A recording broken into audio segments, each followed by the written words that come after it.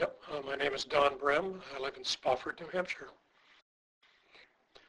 I guess it was kind of a natural evolution.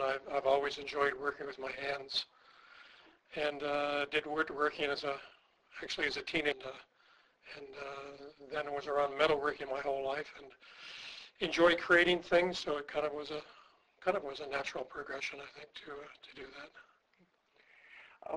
Um, Sometimes I'll do a sketch, what I have in mind, develop some ideas in a sketch.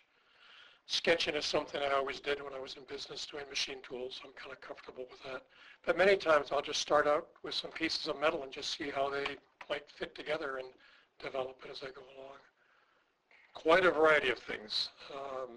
Because I combine wood and metal, I use all the normal woodworking tools, saws and of different types and drills and a lathe and so on. Metalworking, I use all the traditional hand tools, blacksmith forge, anvil, hammers, tongs. But then I use more high-tech stuff, modern welding equipment, plasma cutting equipment, band saws and so on, and some tools that I've built myself. It's kind of an on again, off again. I tend to do more in the wintertime because I like to be outdoors in the summertime more. And sometimes I'll work at it kind of a whole day long, and then I'll not be in the shop for several days. I might have 3 or 4 projects going at once. I do a little bit on each one, and so it varies. I never put a full 40-hour weekend, I would say that. Sometimes it just pops into my head, but usually it's triggered by something. I've got a lot of a reading material on sculpture for some of the famous sculptors like Picasso and so on. So I get some ideas and inspiration from them and just do some takeoffs from that.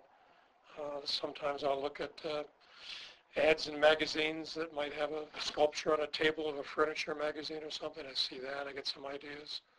Might see something in nature. It just comes from different ways. Well, I've always done 3-dimensional artwork, like the sculpture, and I tend to think more in 3 dimensions. So I thought I'd try some 2-dimensional work.